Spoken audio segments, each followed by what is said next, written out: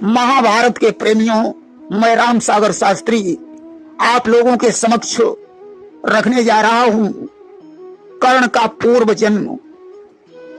देखिए, महाभारत में एक चौपाई आप लोगों ने सुनी होगी कि अर्जुन कर्ण बयरू भारी और तुम रक्षा करी हो बनवारी। अर्जुन और कर्ण का बहुत बड़ा बैर है, इसलिए हे कृष्ण तुम ही रक्षा करना। आखिर अर्जुन और कर्ण का बहुत बड़ा बैर क्या था? देखिए, पूर्व जन्म में कर्ण दंभोदभवा नाम का एक राक्षस था, जिसने भगवान सूर्य की कठोर तपस्या की।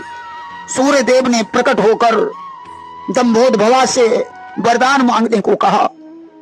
दंभोदभवा ने हाथ जोड़कर कहा, प्रभु मुझे ऐसा वरदान दीजिए कि संसार में कोई भी योद्धा मेरे साथ जीत न सके।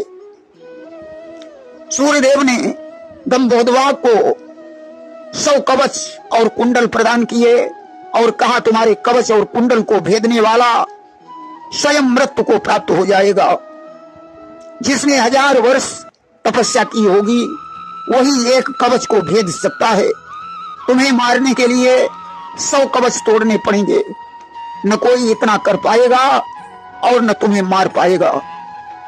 सूर्यदेव इतना कहकर अंतर्ध्यान हो गए।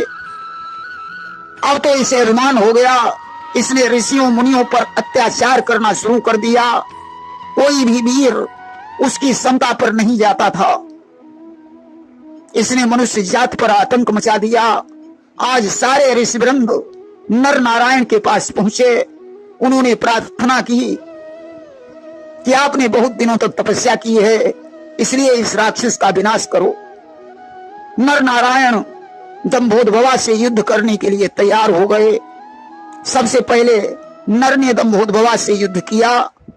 उन्होंने 1000 वर्ष की तपस्या के बल से उसका एक कवच काट डाला, परंतु तपस्या क्षीण होने के कारण नर की मृत्यु हो गई।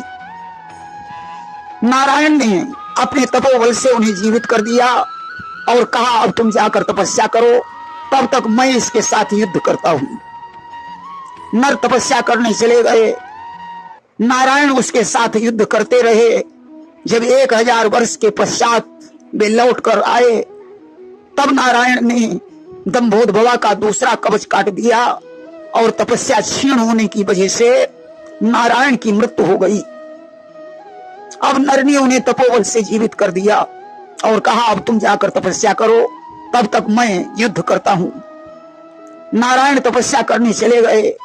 जब 1000 वर्ष बाद वापस लौट कर आए, तब नर ने उसका तीसरा कवच काट दिया और तपस्या क्षीण होने पर उनकी मृत्यु हो गई।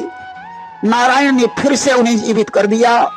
इसी प्रकार दंभोदभवा के 99 कवच नर नारायण के हाथों से काटे गए। अब दंभोदभवा विचार करने लगा कि अब तो एक ही कवच शेष रह गया है। अब तो वह युद्ध भूमि से भाग खड़ा हुआ और भगवान सूर्य की शरण में पहुंचा। बोला, देव 99 कवच नष्ट हो चुके हैं, 100वां कवच शेष रह गया है, इसलिए अब हमारे प्राणों की रक्षा करो। सूर्यदेव ने कहा, अब तुम हमारे रथ के पीछे छुप जाओ। इधर दंभोदभवा को सूर्यदेव ने छुपा लिया। उधर नर नारायण उसे ढूंढते ढूंढते सूर्य के पास पहुंचे। उन्होंने कहा, दंभोदभवा हमारा शत्रु है, उसे बाहर निकालो। सूर्यदेव ने कहा, दंभोदभवा हमारा भक्त है और भक्त की रक्षा करना हमारा धर्म है। नर नारायण ने कहा, तुम दंभोदभवा को पुत्र के समान छुपा रहे हो, इसलिए मैं श्राप देता हूं कि इसका अगला जन्म तुम्हारे तेज से होगा और यह सूर्य पुत्र कहा जाएगा। यह कुंडल कवच के साथ जन्म लेकर भी मेरे हाथों से मारा जाएगा। इसलिए दंभोदभवा ने कुंती के द्वारा भगवान सूर्य के तेज से जन्म लिया और इसका जन्म कुंडल कवच के साथ हुआ। इधर नर नारायण ने अर्जुन और कृष्ण के रूप में अवतार लिया। अर्जुन नर के अवतार थे और कृष्ण नारायण के अवतार थे। दोनों अपना पुराना बैर नहीं भूले। हालांकि कृष्ण ने इस जन्म में हथियार नहीं उठाया, परंतु अर्जुन को मार्गदर्शन कराते रहे। बिना कृष्ण के अर्जुन कर्ण पर विजय प्राप्त नहीं कर सकते थे। इसीलिए कहा गया है कि अर्जुन कर्ण बैरु है भारी, तुम रक्षा करी हऊ बनवारी। अगर कर्ण के पास कुंडल और कवच होते तो कर्ण मारा ही नहीं जाता। इसलिए कृष्ण के आग्रह पर इंद्रदेव ब्राह्मण बनकर कर्ण के पास गए और उन्होंने कर्ण से कुंडल कवच मांग लिए। यद्यपि सूर्यदेव ने कर्ण को बता दिया था कि इंद्रदेव तुम्हारे पास कुंडल कवच मांगने आ रहे हैं, परंतु कर्ण दानवीर था। उसने इंद्र से कहा, देवराज, मैं जानता हूं कि आप ब्राह्मण नहीं हैं, परंतु ब्राह्मण बनकर आए हैं, इसलिए हमारी नजर में ब्राह्मण ही हैं। ब्राह्मण को दान देना क्षत्रियों का परम कर्तव्य है। आप मेरे दरवाजे से विमुख होकर चले जाएं, ऐसा कभी नहीं हो सकता है कि देवराज लौटे निराश हो, यह न कभी हो सकता। सदा जागता रहा कर्ण का प्रण न कभी सो सकता। उसने सहर्ष कुंडल और कवच प्रदान कर दिए। परिणामतः युद्ध में मारा गया।